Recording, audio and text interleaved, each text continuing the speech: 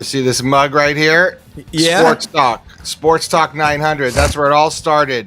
I was 21 years old. Sports Talk Radio, WMOP, AM 900, WGGG in Gainesville. Buddy Mark. He's got the coffee mug up there. Sports Talk 990. We're on the air, sir. We're on the air, sir. Rob, how are you? I am doing great. Welcome to the show. It is Wednesday morning, September 4th, 2024. Rob Brown, Brendan Martin. Man, the SEC footprint alive and kicking. We've got a lot to talk about today. Jason Caldwell, Auburn Undercover, battling the leadoff spot, followed by Jake Wimberley, the afternoon drive in Jackson, Mississippi. Always lots of great information and data from JW. Followed after that, Dudley Dawson, Hogville.net. Hogs got a quarterback. See what he can do. They got to go to Stillwater. Big one Saturday. That is a midday game out there against Mike Gundy and the Cowboys. That will be awesome. And Vince Ferrara checks in from up on the hill in Knoxville, folks. Check them out. I tell you what, Hewlett and Dunn, I was out there, one of our sponsors yesterday. Good grief. They have got so much awesome stuff. They got a 50% rack out there. Barber vest, 50% off. Outback barn coats, duck heads, great looking clothes, men's and women's, boots, work boots, jeans. They got the duck head pants sale. It's incredible. All different colors and sizes. Check them out. They're open every day, Monday through Saturday, 10 a.m. to 6 p.m. Hey, get pen and paper handy. Smash that subscribe button because here we come. A lot of note taking today. A lot to talk about on Sidelines.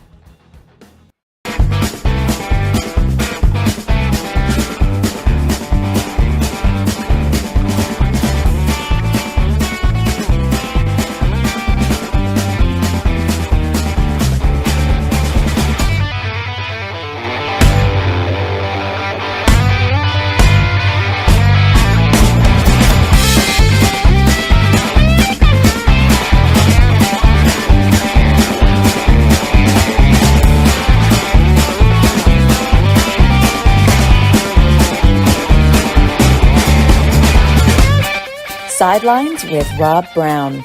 Talk sporty to me.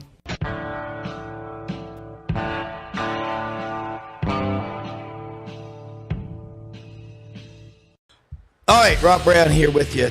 Brendan Martin. Love those tunes, man. Sounds like a little heavy metal there in the background. Tell you what, watch Buddy Martin show last couple of nights, which I do just about every night. A lot to talk about right now. Listen, it's only been one game, and I understand fans get frustrated, but it's the beginning of year 3. If you hire somebody in your company to do work for you, let's say you hire a contractor to do some home improvements, and the first month that he's there, and he's, Jason said, send the link, please. I know he sent it to him, but if you hire a contractor and that first month they don't get anything done, and then the next month they do less, and the third month they're hitting you up for a raise, they need more money to finish the job, you get rid of them. That's what's making people so frustrated. It's not that Billy Napier is a bad guy. It's that he's got all the resources. Florida gave him all the money that he needed to hire the best staff and all these analysts and everything like that. There's no excuse. There's nothing that you can say for the job. It's like Brendan said. What you saw Saturday against Miami at home in the Swamp was worse than what you saw on the road at Utah last year when it was the Keystone Cops. Couldn't count the number of players on the field. There's no excuse for that. It all starts with the head coach. And go hire somebody to call the plays. And I thought Ron Roberts was a good defensive coordinator. I believe he is. But him and Steve Austin Armstrong, I mean, are they on the same page? You just got to wonder, Brendan. You've got such insight, you and your dad, Lauren, David Whitley, Franz, the whole crew down there, Ben. It's going to make fans anxious even after one game.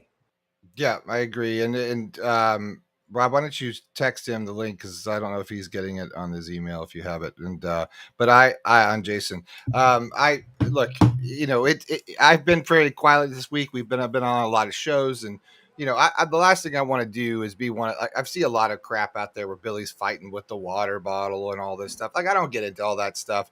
I'm going to talk X's and O's and everything else. It just, Gator fan, it's disappointment. I think overall it's just disappointment. The only bright spot has ever been the recruiting and what he seems to be bringing in talent wise. But then, it always seems to, like, you're waiting for the other shoe to drop. So,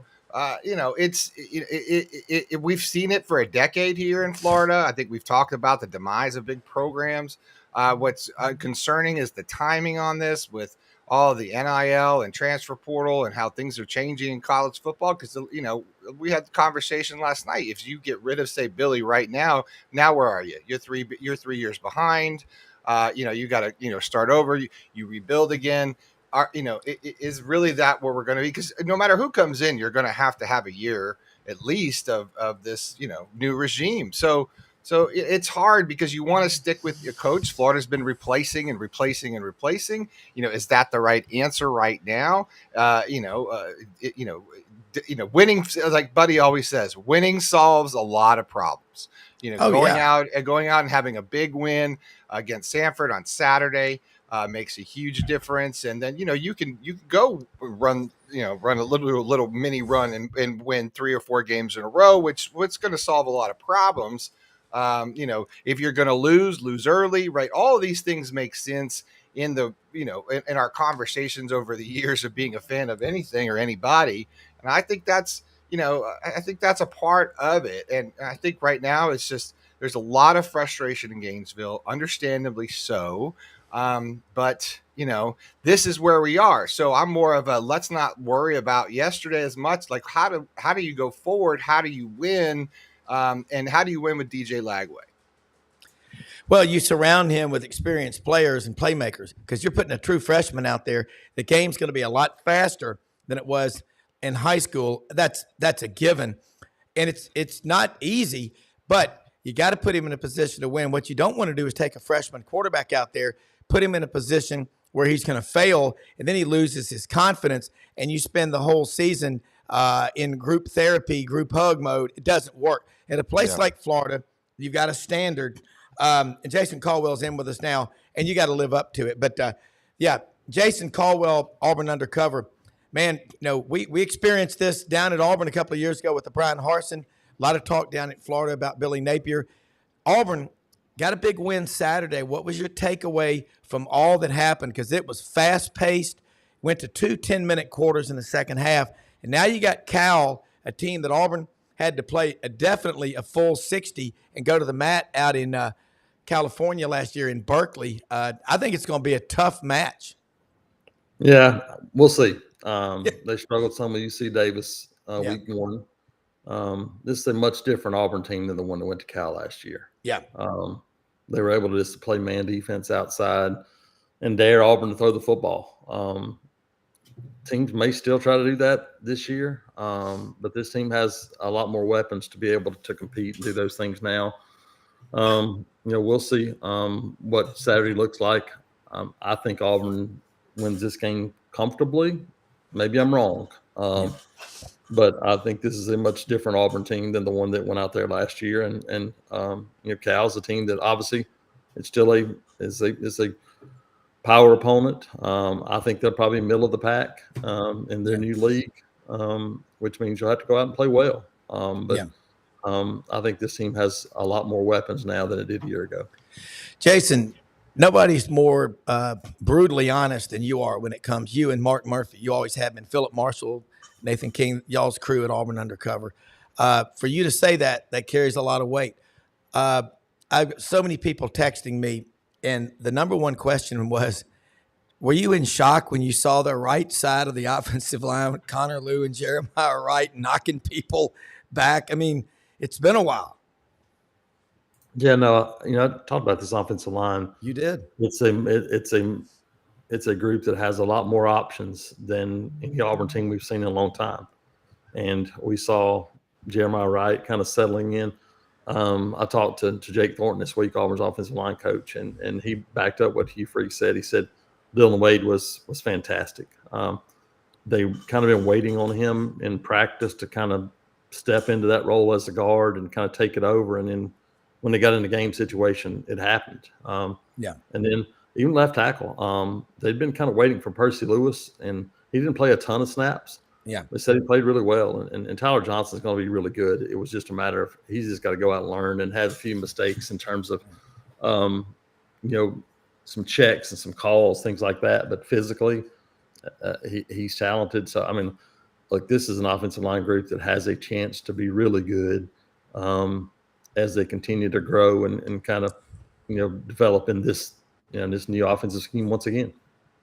Jason, when you looked at those receivers, the one that all summer long I kept talking about, because I love track and field so much, is Malcolm Simmons. But again, you see all these guys play. Very few people go to as many games as you do. Were you surprised at Malcolm's abilities, and anybody else really? Most of them, he was like, okay, I expect that. But man, high jump champion, long jump, awesome. Yeah, no, not really surprised in Malcolm. I've seen that out of him before and had watched him develop over the years. Perry's a big, long body that's really athletic. Cam's, you saw a little taste of it, but his route running and understanding of the game, along with his physical skills, are what separates him. And we saw a little bit of that with his double move on Saturday. I mean, it was just like, he's out there by himself in one-on-ones. And so not a surprise. The guy that we haven't seen a lot of Keandre Lambert-Smith. He wasn't here in the spring. Yeah. Our early look at the team when we had a full scrimmage, that he was out because that had rolled his ankle a little bit earlier in the week. So it's the first time really seeing him, but behind the scenes, people were telling me they thought he was an NFL wide receiver. And then you look at him Saturday, and he has the look of an NFL wide receiver. Smooth, veteran guy. Robert Lewis we didn't really get to see much of. Yeah. We saw Sam Jackson's athleticism on the go route. So that's the thing you look at and going, look, there's a lot more opportunities outside for this team, a lot more playmaking ability for this team. And so those are things that give you, as an offensive coordinator and a play caller, I thought that was probably the thing that stood out to me the most.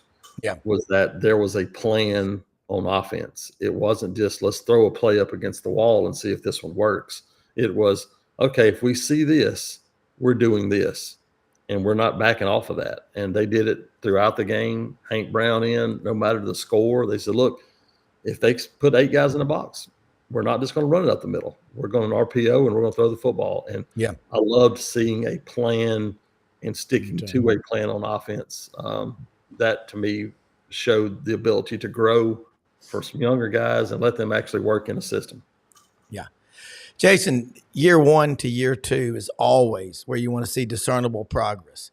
You damn sure don't want to be going backwards in year 2, certainly not year 3. Peyton Thorne, is he the happiest guy on the Auburn football team? Yeah, I told him I ran into him this summer, and I was asking how different it was, and he just started smiling. And so right away that when you have guys to throw the ball to, and I go back to last week, and in practice one day I asked one of the staffer guys, and he walked by and said, look, we didn't win a 50-50 ball last year. And now all of a sudden you think that's the basis of this offense. Wow. The basis of this offense is if you get a one-on-one situation, that's where the ball's going. But you also have to hope that guy's going to make a play every once in a while, because you're not going to be wide open all the time. You're going to have to go up and make a contested catch. Can you do those things? And now you got guys that can do that. And you're not going to do it all the time, and you're not going to win 100% of them. But you got to win your fair share of those, because that's how RPO systems work. That's how you win in today's game, is by throwing the back shoulder in one-on-one situation. Those are things that you have to be able to do, and they've got a ability to win some of those now. Yeah. Flipping over to the defense, anybody really jump out at you? Some new guys are in there, but depth is what you got to have on that front 7. Yeah, that's probably, I don't know, individually against Alabama A&M, even though I thought their offensive line was probably going to be pretty good, and they were pretty solid. But I thought, Malik Blockton up front, young guy, made some plays, was pretty good, and so I thought that was good. Yeah, it's probably just the fact that they didn't do a ton of stuff. There's a whole lot more on this defense that we'll see probably beginning this week in terms of pressures, some of the things they're going to do. They were pretty basic last week, and they were still able to create some negative plays, do some of those things. I think we'll see them turn a whole lot more loose beginning this Saturday against Cal. Ron Roberts was there last year, just 1 year. I thought he's did a good job. I mean, he needed help on offense, but what's the real difference in DJ Durkin? We've seen him around the SEC, Ole Miss, Texas A&M. He's got a pretty good resume, I think. Yeah, I think it's just energy, excitement level. Excuse me. I think you see that from the players when they're talking about going and playing for a guy that is out there energetic. Ron Roberts is a good defensive coach, but it's a different mentality for these guys. It is aggressive, go get the football, go attack. And that's why Saturday really wasn't a whole lot of what I expect from them. Yeah. Saturday showcased the depth, the ability to rotate guys and play a bunch of different players. I think we'll see more aggressiveness as we move on from this group. And didn't see Isaiah Rakes, who probably is the best guy in the middle for this team right now. We didn't see him. They held him out because of a little minor injury. He'll play this week and be ready to go. But, I think it's more about the energy level probably and just that excitement attacking type of defense. Okay. Jason, sorry we ran behind, and we'll get this straightened out, get you back on next week. Again, you're brutally honest when it comes to Auburn. You don't ever say something you don't mean, and that's why we love having you on here. What is it that Auburn fans don't know about this team that you can tell them as they get into this season? Because the crowds, like what you saw Saturday in Auburn, just tell me that we can't mess this thing up. Now you got players on the field, it's even more fun. Yeah, I think it's still that there's still going to be a learning process. Yeah, the talent is there, and you're a much more talented roster, but there's still going to be some bumps in the road. I mean, you can see that when you look at those things. They're not glared and not magnified against Alabama A&M, but there are a couple of routes that were wrong. A couple of offensive line calls that gotten done wrong, and obviously defense. There were a couple of alignment issues, things like that. Those are going to be mistakes that are made when you have so many new players and a lot of freshmen playing. But that's how you grow as a program. We've seen it from Florida State. If you're just replacing guys with other transfers, sooner or later you're going to miss every once in a while because you don't know what you have. Yep. You got to continue to develop, plug a transfer in here or there. And I still think that's the way things have to be built. And that's what they're trying to do. But to do that, you may not be ready to be a 12-win team right now. But I think you're building a program instead of building a team. And I still think that's the way to go. Absolutely agree. Yeah. Jason, I just wanted to ask you real quick. We were discussing last night, Hugh Freeze did the bunch of Gators, and this air raid offense, this has been around a long time. We have a guy named Lauren Meadows, who's a former coach, and we were discussing it last night. How do you think that plays out without going into, I know it's a general question, but how do you think that plays out in the SEC for Hugh Freeze and that offense? There's a lot of, people say that's not an SEC sort of offense. Yeah, I think the key to this offense is it's not going to be just throwing the football. The key to the offense is going to be taking what the defense gives you, or rather taking advantage of what the defense gives you. If they're able to throw the football and continue to throw it, and all of a sudden you have to put two high safeties on the field and you're backing people off the line of scrimmage, they'll run the football. They averaged almost 10 yards a carry Saturday, but Alabama A&M was like, look, we're not going to let you just run it all day. So they said, okay, well, we'll throw it. And that's the key, I think, is being able to do either thing depending on how the defense and the game dictates it. So I think that's the ultimate goal. I don't think the ultimate goal is, and like I said, I don't think that Peyton Thorne's going to be a guy that averages 300 yards passing a game by the time this year's over with, because I think teams are going to go, look, we've got to play them more straight up. and the more teams play you straight up, the more you're able to run the football. And so I think that'll be a part of it.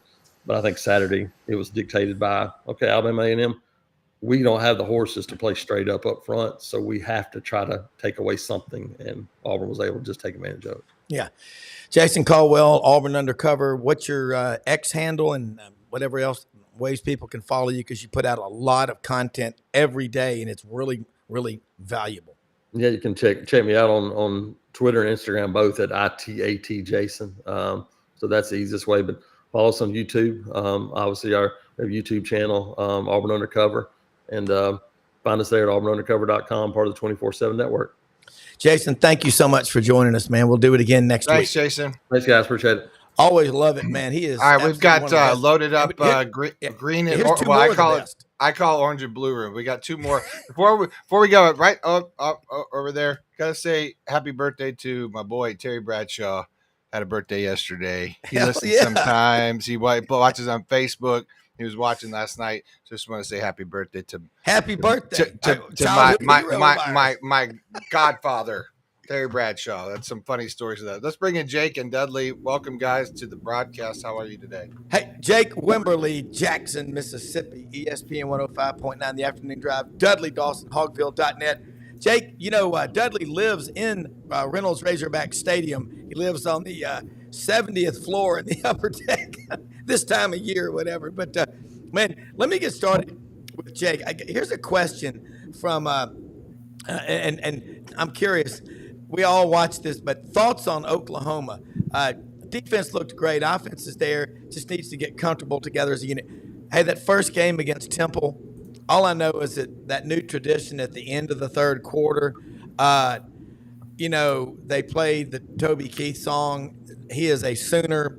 He's a great American, one of my favorite country music singers of all time, a wildcatter, just an alpha male badass. I think Oklahoma, they're like everybody else in the SEC.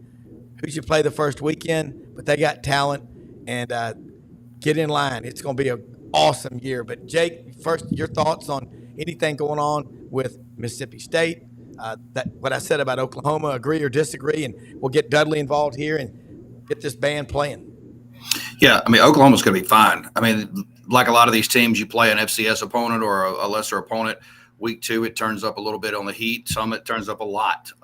Some turn the heat up in week 1. So I think Oklahoma's going to be a team. I had them at 9 wins before the season starts. I still think they're going to be a 7 to 9 win team.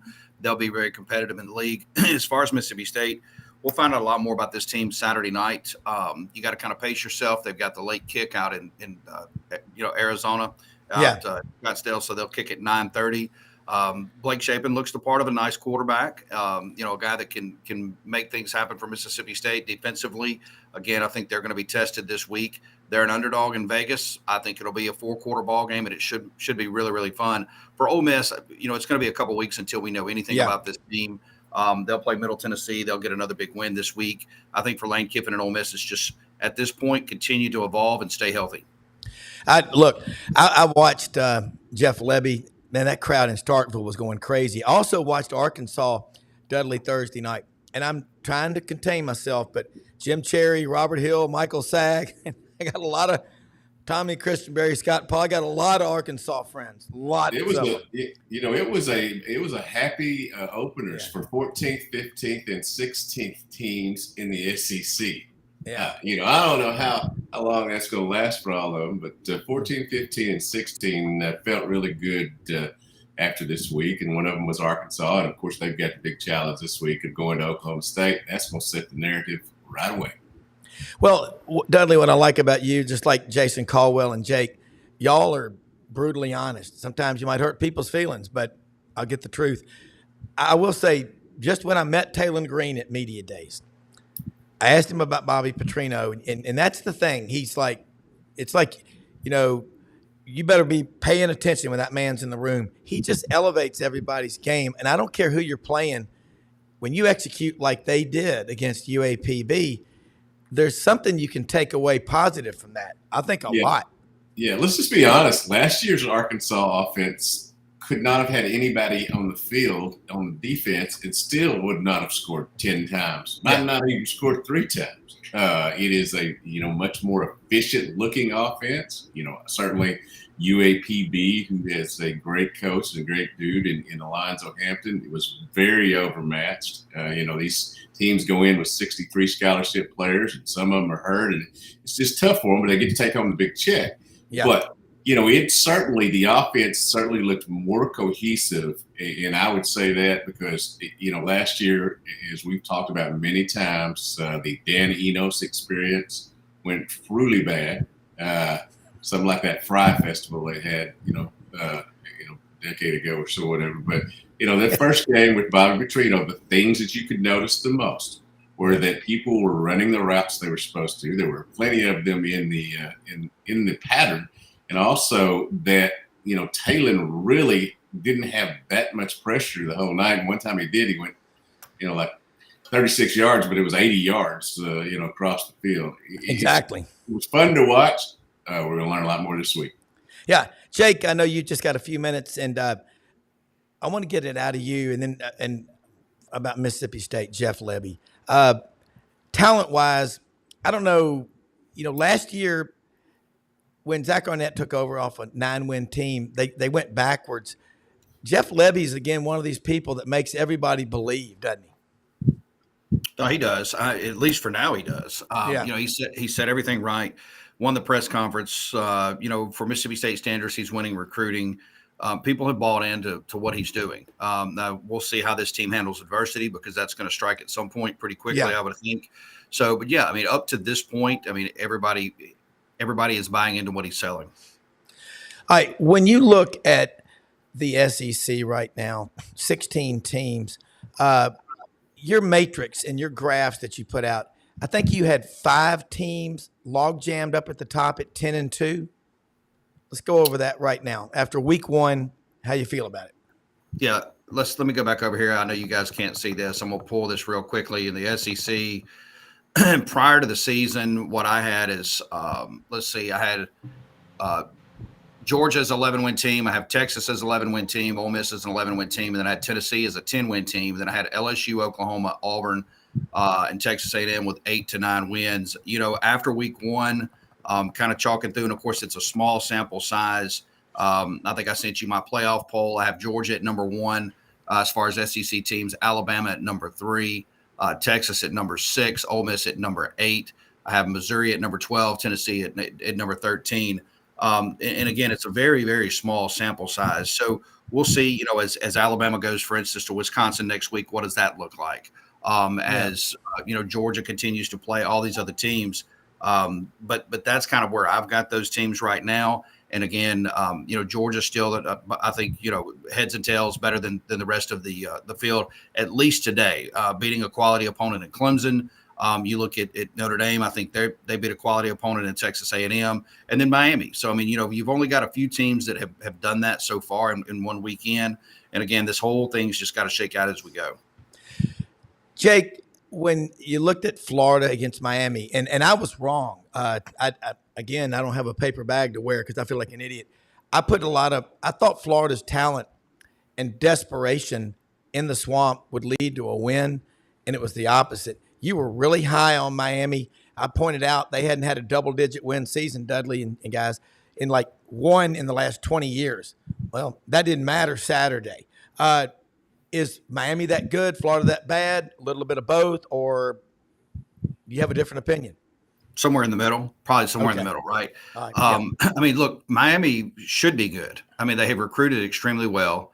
John Ruiz and a lot of the boosters out there pumped a ton of money into that program. They went out and got Cam Ward, who looked like, kind of a poor man's, a Walmart version of Patrick Mahomes on Saturday, with his little sidearm passes and things of that nature. Yeah. So, they should be good. And you look at their schedule, it sets up, if they will not, screw this up, if Mario Cristobal doesn't cristobal this thing himself, then they should have a really, really big year. As far as Florida is concerned, it'll be interesting to see. I know you guys are all over it, especially with Buddy Martin and Brennan and those guys, where this program goes. Already on my show yesterday, Mississippi State fans were all over Ole Miss fans saying, yep, Kiffin's gone. I'm like, guys, are we really going to do this for 13 more weeks? 13 weeks. Yeah. That's what I'm saying. please no. And I think Lane Kiffin loves it in Oxford. And I don't know what people think. Ole Miss doesn't have money. They're out of their mind. That tobacco settlement money they have in the billions between Dickie Scruggs and those other 14 attorneys. And they will spend. They've gotten a taste of that 11-win season last year. And Jake, I know you just got a few more minutes, but Dudley, I want to throw this at you and back to Jake. When you look at money, and you think about, and we're going to talk about the Razorbacks more in just a couple of minutes, but the big picture, who's going to outbid who in today's world? Anybody? I mean, in the SEC, they've all got money. They do. Some of them use it more wisely than others. I think it's much like an NFL, a cap where you've got to make sure you're giving the right people the right amount of money. Sometimes you give quarterback too much, offensive line not enough. Not that I'm saying that about Arkansas or anything last year. Yeah. I will. That was tossed out there. But I think it's got to be managed. But you're right. Everybody, for the most part, has the amount of money to get the players they need. Now it's about your coach. It's about it's about your fans and how much they support it. I give Oklahoma State credit. Last week they tried to put the thing on their helmet to be able to get people to donate right away with the QR code and stuff. And in listening to Gundy this week, he's still going to try that, and I don't blame him. In today's market, do whatever you can. Yeah, I agree, Jake. Chloe, I know you have to go, but what already on day one? That's the talk. Kiffin is going, but what is the feeling among Ole Miss fans after a 76-0 win? I mean, they're going to be out there for the next few weeks. They've got to go to Wake Forest. Are they concerned about that? What do you think about that matchup? What's the first sign, first game you think Ole Miss will be challenged? I don't think Ole Miss fans are worried. I think that if you talk to most of them, they're going to eye those SEC ball games, the South Carolina trip coming up here in about a month, the Kentucky game coming in, Kentucky coming to Vaught-Hemingway Stadium here, in a little less than a month. So that's when we're really going to know, what this Ole Miss team is. How dialed in are they? Will they possibly go get dinged on the road at South Carolina? Could Kentucky come in and make it a game? And so I think that's the two games that they're eyeing. I think for the next 3 weeks, it's cruise control, and it's all about, celebrations, playoff rankings, and everything for Ole Miss fans, at least for the next 3 weeks. Yeah, and, you've got 4 straight non-conference games. Then after that, it's going to be crazy. Last thing. What are you talking about right now with Mississippi State that makes you think they can get to be bowl eligible? I mean, because in the first year, coach coming in, I don't know what the expectations are nationally, but that program better than the national guys. I think you got to go get a win this weekend. It's imperative. You've got to beat Arizona State on the road. There's only so many wins on this schedule. You'll have another non-conference game late in the season that you can go get. But you've got to get this one, and then, of course, one coming up next week. And then, of course, I think that Florida game is extremely pivotal for Mississippi State. If you can get to 3-0, that Florida game is really, really pivotal. Now, it's pivotal for both teams and both programs, but on different ends of the spectrum. And then, if for some reason Mississippi State was to grab 3 or 4 right out the gate, then you got to look down the road and say, okay, where can we go grab another ball game or two? And that'll be the goal and objective. Take Texas off, take Georgia off, take Ole Miss off. Take those games off. It's just where can we go grab a game or two to maybe get to 5 and or 6 wins. But it starts this weekend with Arizona State. They have to get that one. Jake, part of the SEC Sidelines Sports Network. How do people follow you, keep up with all your great work, and look forward to having you back on again next week? No, absolutely. I appreciate it. Always glad to be here. Just on X at Jake Wim. Shows 3 to 6 will be on today. You can stream it if you're outside the state of Mississippi. Just go to thezone1059.com. Will do, man. Have a great one down in the Magnolia State. Appreciate it. Love it. You Thanks. Bet. Dudley, man, again, you've got the greatest view. You wake up in that state. I do love that background. He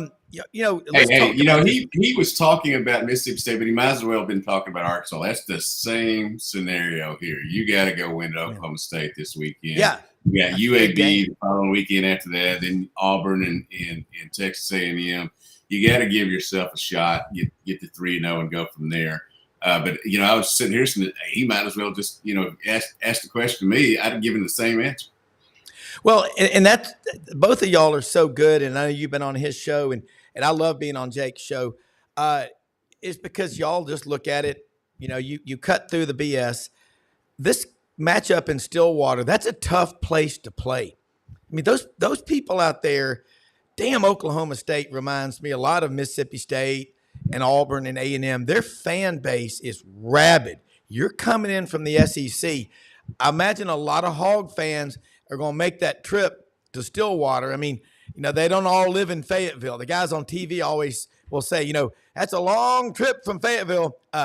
Arkansas has got a lot of fans in Little Rock. And I just checked. They've got more fans, probably alumni in Dallas-Fort Worth than anywhere. So talk about what in this matchup Saturday makes you think Arkansas has a really compelling chance to win, and what keeps you up at night pulling your hair out if you're an offensive or defensive coordinator in Fayetteville, like Bobby Petrino or Travis Williams. Like nothing keeps me up at night, and there's no hair left to pull out. Okay.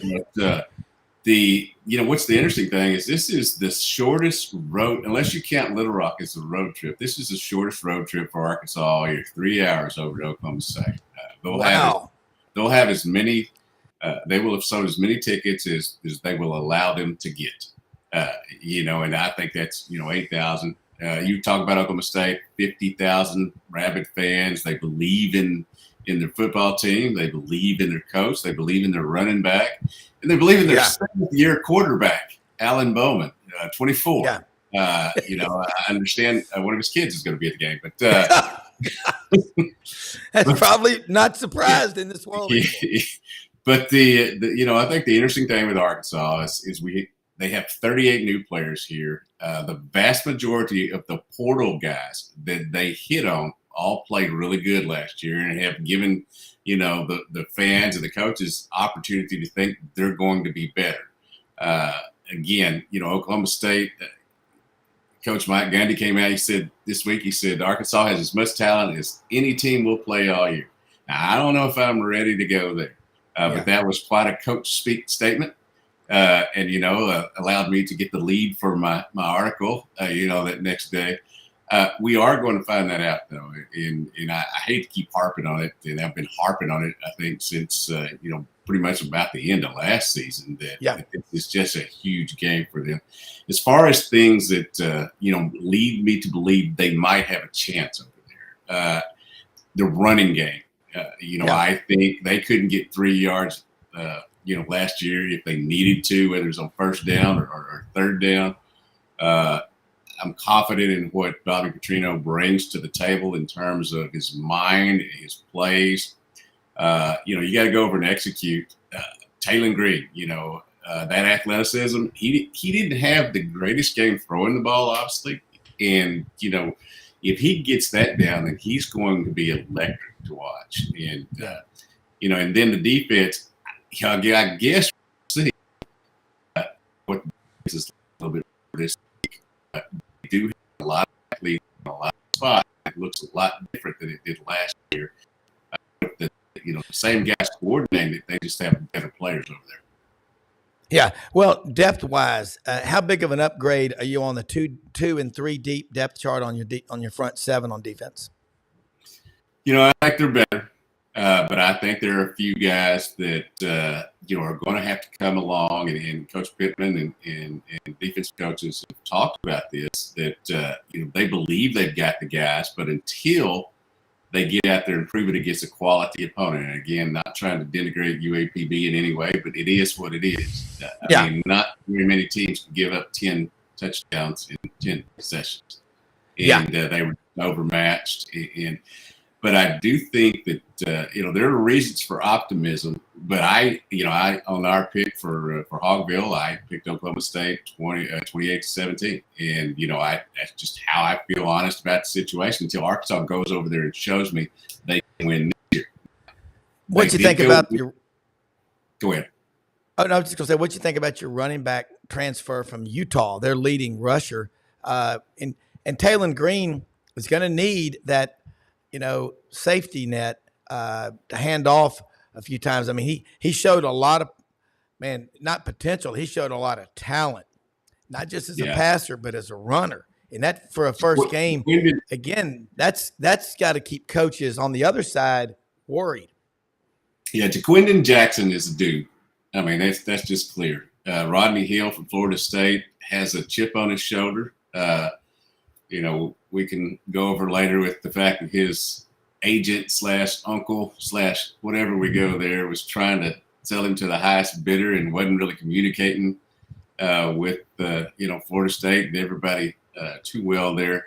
But the guy that didn't, Rashad Dubinion is a guy who had some great games last year, who had some great segments. He didn't even get much run, and I'm anxious to see him get out there. And then you've got the 253-pound freshman, Braylon Russell, who is from Benton and showed his. They're okay in the run game, and there's some dudes back there, and that's interesting because some dudes transferred out, including one. Rocket Sanders, who I saw, had 88 yards for South Carolina on Saturday. It's funny to listen to South Carolina people. They weren't real excited about his numbers, 16 carries, 88 yards in his first game. But offensive line, does Sam Pittman, it looks to me, what do you think? He's real comfortable having Bobby Petrino running the offense. In fact, you don't see many head coaches that happy after a win, regardless of opponent. Yeah. One of the things that I try to pick up on are things, that come outside of what's going on the playing field. Yeah. You hear Coach Pittman, and I always say coach because that's just, I want to be respectful of their position. Yeah. But you hear Bobby and Sam, and they talk, they use those names to address each other instead of coaching this, coaching that, and all that. You can tell they're very comfortable with each other. You can tell that Coach Pittman is very aware that the success of Bobby Petrino's offense this year is going to be have a lot to do with the success of him coaching next year or whatever.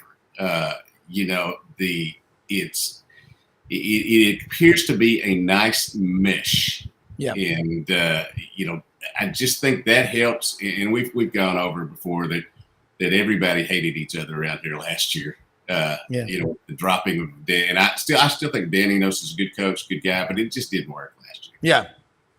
You think maybe, and bring in Vince Ferrara when we can, he's going to join us, but it almost makes me think that KJ last year, I'm not sure how much he wanted to be there, and when Rocket goes to Dallas to do his rehab, there went your locker room. All right, Vince Ferrara, Sports Animal 99.1 in Knoxville, Tennessee. Put the app on your cellular phone like I do. I was going to, by the way, say something. The turtle box behind me, Audrey took it away up to school to play with, let the kids listen to music. I was on the Spring River a couple of weeks ago. The thing fell in the water. We were having some Hams beers on that river, I'll admit it. Fell in the water 3 times in the Spring River. Went under. Doesn't even phase it. Was still cranking out all the great music. Get you a turtle box. They've got them at Hewlett and Dunn. They're on their 6th order of those things. They got them in bright orange. I think they got them red, black, tan, green. The turtle box at hewlettanddunn.com. Vince, watching Nico Iamaleava. And by the way, most of these national guys that get these big paychecks, they cannot pronounce his name. Shame on him, man. Nico Iamaleava. Dudley, he's kind of scary. And so is, I said this about Taylon Green. These big, tall guys that whip that ball around like a baseball, Vince, kind of reminded me of Brendan Martin when he was on the field. Well, now, Rob, you're just showing off. I don't throw the ball. I was a tight end. Thank you. He was a tight end. But yeah, you got that pronunciation down. It is unfortunate. People better practice around the country because these analysts are going to find themselves talking about him a lot more. I think so. It's incredible what he's done. We had a quote yesterday in wide receiver coach Kelsey Pope. He's a former high school quarterback and played wide receiver, so he knows about that relationship between the two. And he had, I thought, one of the more meaningful and impactful compliments towards a guy not at his position that I can recall at Tennessee. And he said that there's a handful of guys where receivers love playing for their quarterback and want to catch balls from him. And Nico is that already. And he's only played 2 games, but those guys have caught tons of passes from him in practice. He's been here last year. But he said they absolutely love playing for him. He puts the ball on the money. He is he is unselfish. He works with those guys and communicating with them. I mentioned to you guys weeks ago, and when camp first started, that practices were different this year with Nico because he is about business. Yes, he's the 5-star with the NIL and all this stuff. He could very well be a me guy. He is not. When guys come into the program, he immediately goes to him and said, let me know what I can do for you. Let's work. Let's throw, all those kind of things. He's made a great impression, and they even call him 8-ball apparently since he wears the number 8 and he can ball. There's no doubt about it. Everything. That's awesome. we had Heath Schuler on the show Monday. He's our Monday morning quarterback. Obviously, great career at Tennessee. Matt Sims, who's an analyst for ESPN Radio and Sirius XM Channel 88, and both of those guys this week just raving about Nico, and not just his numbers, because those are one thing. The accuracy, the poise, and then getting to his fourth progressions. I mean, this guy is a total package right now. College football better be aware of Nico Iamaleava, because when you get into the bigger games, people will notice him even more. Big tests to come, but man, this guy's got it all. As the kids say these days, he's 10 toes in and all about business. Yeah, there you go. Or as my kids say, he's OTC, off the chain. That's another one they like to say. That's true. But one for sure is you got a chancellor, Dudley, this Donde Plowman, Audrey's cousin, Mark Ham. I call him Rocky Top Tennessee Tailgate Report. He's on a committee now with Donde Plowman. They meet every month at Tennessee to chart the course for the future. Y'all got a baller as a chancellor. This woman loves football. I mean, she loves it. She's not some pinhead sitting up there in the office that doesn't know what's going on.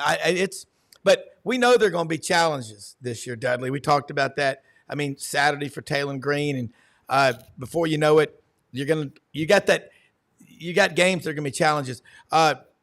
Dudley, when you look at the challenges that Arkansas faced, they went to the portal, brought in 38 new guys. What kind of grade, based on the first body of evidence, game 1, do you give them on what they did just with the portal? A. And I mean, and clearly, I've talked about how overmatched UAPB was, but again, they had guys in here last year and staff and in situations that they couldn't execute against Air, and they were able to execute Saturday. Against there were 11 people over there on the field. They may not have been 5 stars, 4 stars, or whatever, but they executed a lot better, much better communication. There were people smiling. There wasn't much of that last year. Before the game, after the game, during the game. There were some things that I would say that they really hit on most of the portal guys. There were some things that I'll be looking at for the second game. Ollie Gordon is a big-time challenge for these linebackers. They had 5 linebackers go out, 5 linebackers come in, and all of those, Larry Worth, Stephen Dix, Switzer, all played really well against the opponent that they played against. Same way with the defensive line. I mean, it was a shutout of Paul Skeens type, pitching there. And I'm anxious just to see against a better opponent. Way back in the day, I would say, hey, this team is really good. They're going to have a great season. I'm 61 now, and I'll wait just a second. Yeah, well, it is fortuitous when you can go 10 for 10. It's a good sign. And again, I'll just say this, Bobby Petrino, just look everywhere he's been at the trail of success. All right, Vince, I'm not sure if I-40 is wide enough for the avalanche of orange and white clad volunteer supporters who will be pushing through the great Smoky Mountains. I drove from Knoxville to Charlotte back in February. By the way, picked up another Buc-ee's, the one in Sevierville. I know Vince will stop there maybe to get a souvenir, maybe a snack. Wow. I was in downtown Charlotte, Dudley, right by the ACC headquarters, and there's Bank America Stadium. That city is awesome. It's so clean. My son Wilson lives there. Tennessee and NC State. Don't be fooled by Dave Doran and the Wolfpack struggling. I'm not, against Western Carolina. Can any of y'all name the nickname, the mascot of Western Carolina? Catamounts. I knew it. Well, I shouldn't have. That's not fair. That's like asking Michelangelo to paint something for you. All right, Vince, let's talk about that matchup, because I love what Dudley just said, because Dudley doesn't freely give out compliments just to make people feel good. Your thoughts on this matchup with NC State, because it's a big, big game, not just for Tennessee, but for NC State. But I think the crowd probably be about 50-50. Yeah, I might give Tennessee a little bit of an edge on that. I know, Raleigh is closer, but man, Tennessee fans I think are going to be there and jumping on those things. Insane. Yeah. Yeah. You can put a Tennessee game anywhere. They're going to find their way there. It's the Duke's Mayo Classic. So unfortunately, because Will Levis's mayonnaise cologne deals with Hellman's, not going to be able to pass that out afterwards to the winner. There's a conflict of sponsors. Who's got the deal with Hellman's? Will Levis, Titans quarterback. He did a commercial where the scent of mayonnaise is the cologne, and they sold out of it, so they're not making it anymore. But anyway, that's so rough. Dude. that would only work here at my house with Patriot if it was Chick-fil-A mayonnaise. Yeah, there you go. Yeah, maybe Miracle Whip. I don't know. I mean, mayonnaise. But Brendan, it was Dukes. There's a pile of Dukes. It was intentional to get a lot of attention and raise money for charity. So that was kind of the whole purpose. It will go viral. So but in terms of this matchup, there was a lot of people and some in this media that were trying to convince Tennessee fans, you better take NC State seriously. They're not going to be a walkover assumed win.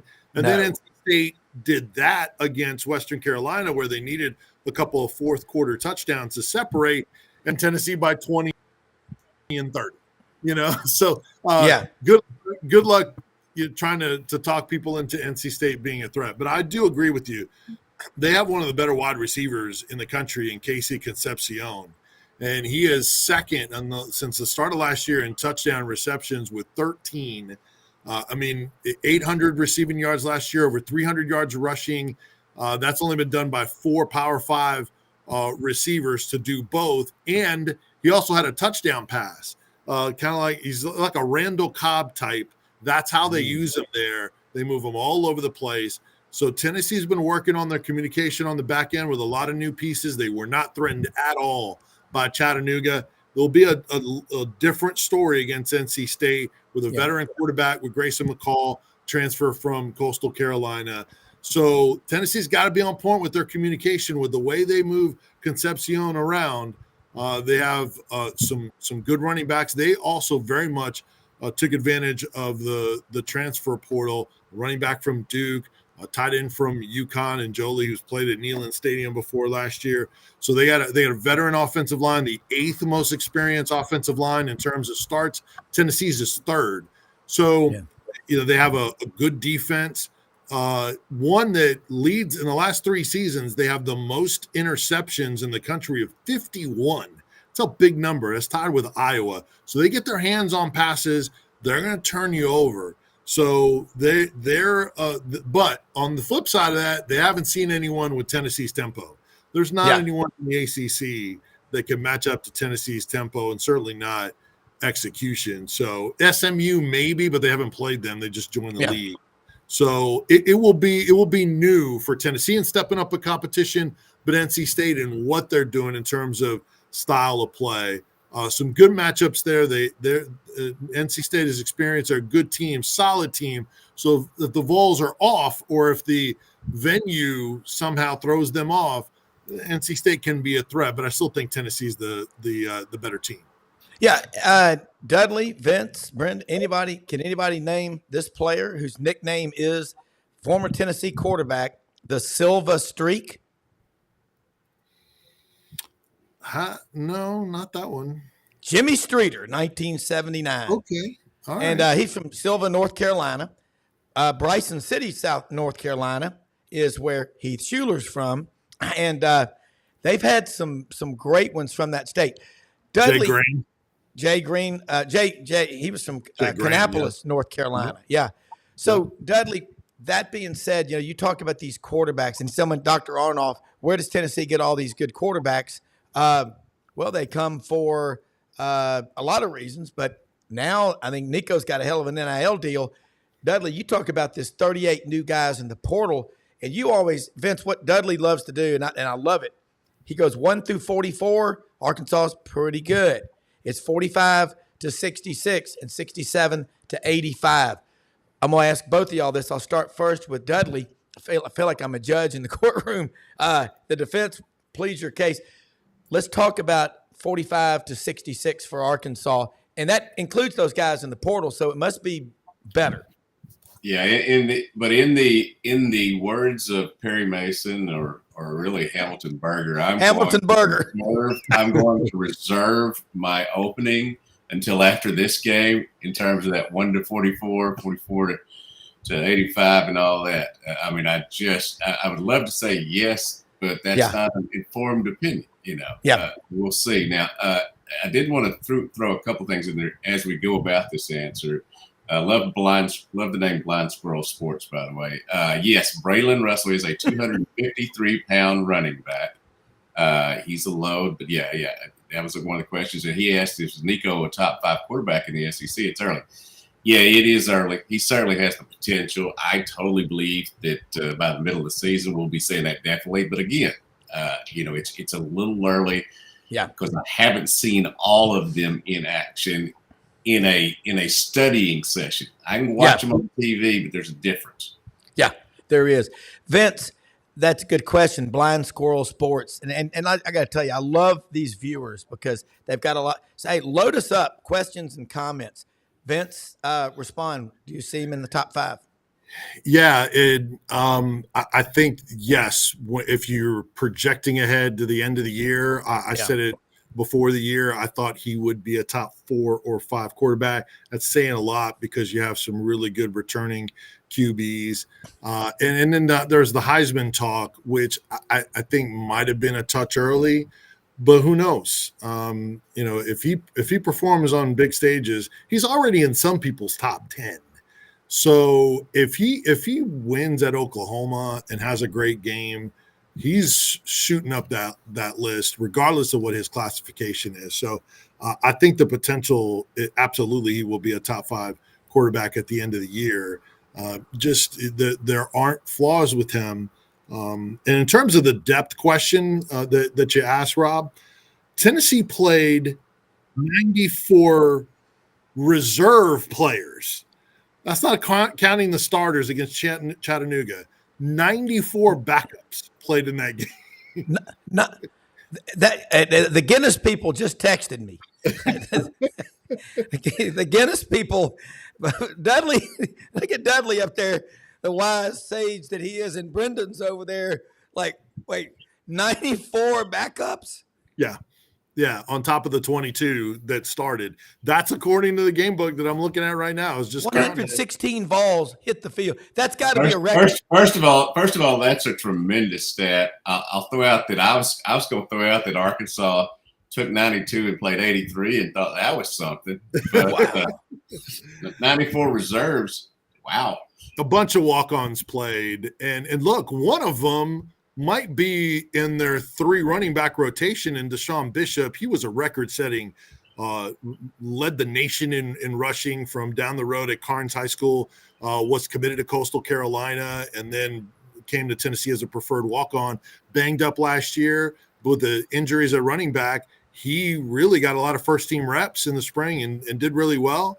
And then he got a touchdown in his debut in a Tennessee uniform. I think he's got a great chance to be in a three-man back rotation as a walk-on, and that's not because they don't have any good players. That's just because here's a guy that is capable and had FBS offers and decided to walk on at Tennessee. So that's where they've improved their depth. To kind of get back to your original question, Rob, this is the most depth, and Heupel has said it. A lot of the coaches have said it. This is the most depth they've had on this team. They had 35 oars on the depth chart, and Heupel this week was like, some of y'all gave me grief for having all those oars on the depth chart. Well, we knew who the starters were, but what he was trying to do was say, we got a lot of players that are really close that can do the job as well. And they played a lot of players, and they played them early. That hasn't happened under Heupel before. So that is also a sign that they know they have some good players, and they don't have to get those extra snaps on the starters. James Pierce Jr. played 10 plays in the game. Didn't show up on the stat sheet, and people are like, well, what happened to James Pierce Jr.? It's Chattanooga. Why are you putting extra snaps on him now? Again, you had no defensive linemen other than a Leo who played, edge rusher who played 20 snaps. That's the most any defensive lineman played. That's smart. And it also shows you got more depth than you have in a long time. I love the walk-on stories. The Arkansas's offensive line did not start a walk-on for like the first time in a guy that came in and was a walk-on for the first time in like 12 years. Wow. And that kind of tells you where the situation that there were some walk-ons that were, not recruited and came in and developed and all that. And others is, you should be having 5 guys on scholarship that start, on offensive line. And so that was an interesting stat. The other walk-on story I loved this weekend was Colorado's walk-on punter a couple of years ago is now their starting tailback. Huh? Wow. I mean, what's your safe word, Dudley? I mean, give me a break. Awesome break.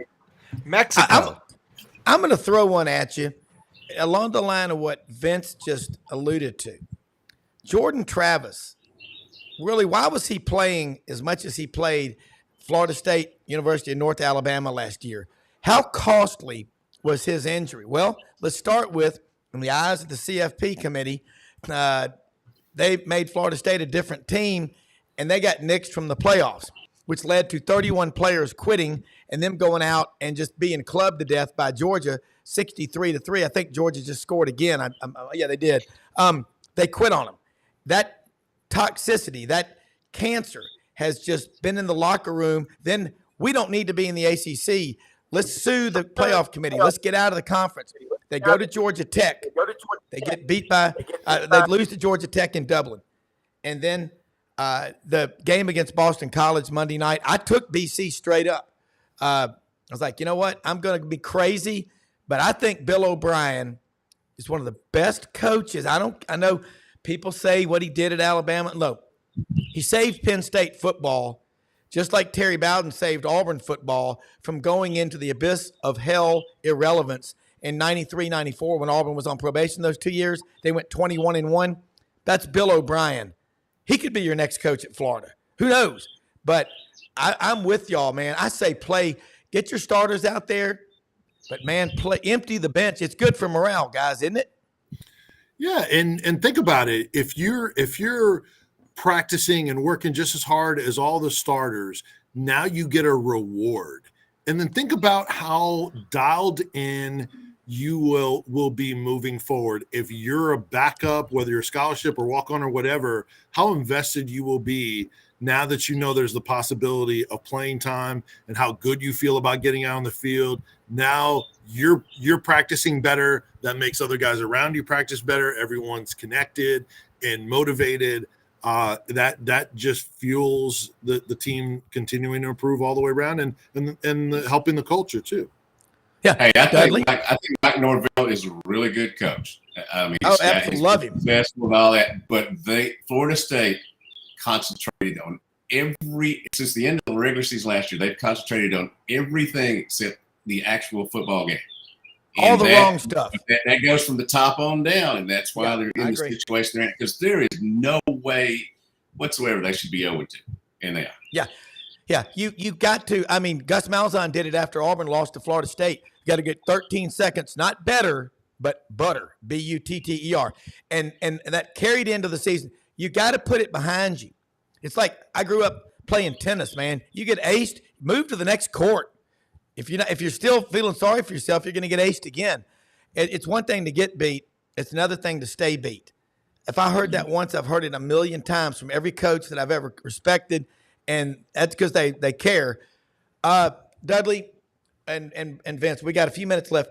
I want to ask first, Vince, anything jump out at you with those helmet communications to the players on the field? Not that it was a tight game and anything like that, but I didn't see as many penalties in the first few games. That's all I'm noticing.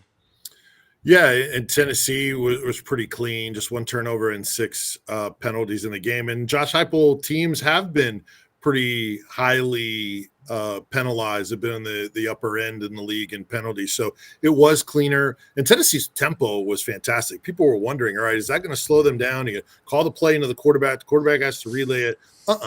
All the players on offense were looking to the sideline for a quick call. They were still signaling in with their 3 guys and the covered background stuff. The only thing they're using that helmet communication for is not for the plays. It's for reminders. And that's the case on defense as well. It was designed to speed up the game and to clean up the stealing of signs. But Tennessee's not worried about that. And I think other teams are taking that approach too, where why slow the game down? Call it from the sideline and then remind your quarterback about tempo, where we're going to the football, what defenses you're seeing, make sure we get 3 here. We don't lose the opportunity for a field goal. Those little things. That's how it's being used for, not to call in plays and then add that extra step. Yeah. Dudley? I would say in Arkansas and Little Rock that they use the technology really well on the sidelines this weekend. I'm not getting on War Memorial Stadium. It's just how it is. I wish things could be like it went. But the iPads worked. The helmet communication worked. The bathrooms did not. The water did not. The food did not. The ticket takers did not. But other than that, scoreboard, how did you, for that, how did you like the play, Mrs. Lincoln? I knew you'd say that. Yeah. Yeah. Well, they didn't work in Alabama. We talked to Rodney Orr yesterday, and the helmet cams went out, or the helmet mics went out. Really? Yeah. And you know what? You think about Alabama football in 2019, Dylan Moses, their middle linebacker from Baton Rouge Laboratory High School, got injured. He was the guy who did all the checks at that middle linebacker position. In 2019, the reason I bring this up is Alabama lost 2 games. They gave up 46 at Bryant-Denny to LSU and 48 on the road to a freshman quarterback, Bo Nix, at Auburn. It matters who you got out there on that field. I mean, it absolutely does. Hey, great conversation, man. I'm just going to say this right now. I've got nothing personal against Billy Napier, but I do love the SEC, and I love Florida because that's always been a rival game for Auburn and Tennessee. You know that. Arkansas went down there and beat them last year.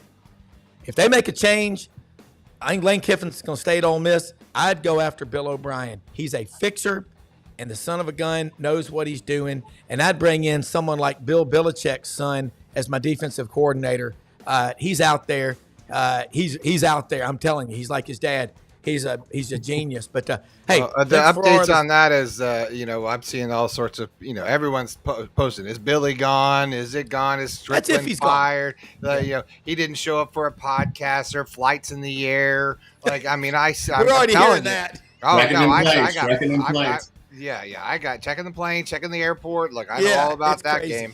Yeah, but so there's nothing to report if everyone's wondering. All those people that think they know, good for you. But we'll see. I don't think anyone knows. So. All I'm saying is that if they were to make a change mid-season, late season, I just think Bill O'Brien. I just watched what he did at Penn State, watched what he did at other places, and now he at Boston College gets a win. But one thing for sure is, if you keep looking out of the rearview mirror, that's the quote of the night is they're thinking about all the things but the right things, and that's your next game. Guys, awesome. Follow Vince Ferrara, Dudley Dawson, Hogville.net, Vince on the Sports Animal. For Brendan Martin, our executive producer, and everybody and all of our sponsors, God bless America. We live in the greatest country in the history of the world. Watch the Buddy Martin Show tonight. You will not want to miss it. Great stuff as always. See you tomorrow.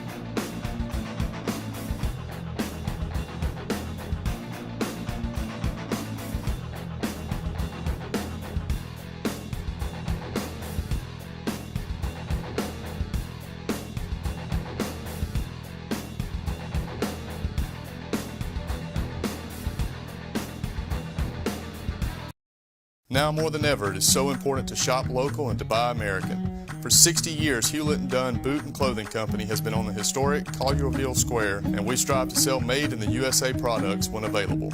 With over 7,000 pairs of Western boots and work boots in stock for men and women, come and see our huge selection of clothing, jeans, and accessories from top brands made in the USA. Please support local business and come shop with us at Hewlett & Dunn Boot and Clothing Company. God bless the USA.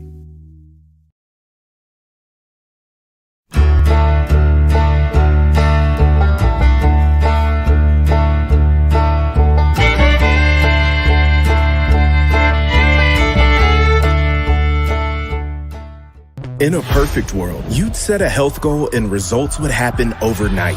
In this world, the real world, it takes time, dedication, and the right support to achieve your best self. The Vitamin Shop's health enthusiasts are here to make sure you're not wasting a single moment on the wrong supplements. From the highest quality sports nutrition and superfoods to the most sought after trends, you'll find a huge variety of science-backed solutions for every goal. And the people to help guide you along the path to greatness. Unbelievably, every 2 minutes in our communities, a child is either bought or sold for sex. I am Ari Dickey, board member for the Nashville Anti-Human Trafficking Coalition. Join me and millions of others in our fight against human trafficking and for its victims by helping to educate the most vulnerable among us, our middle and high school students. Go to nhtcoalition.org, become a partner, and help keep our families safe, because none of God's children are for sale.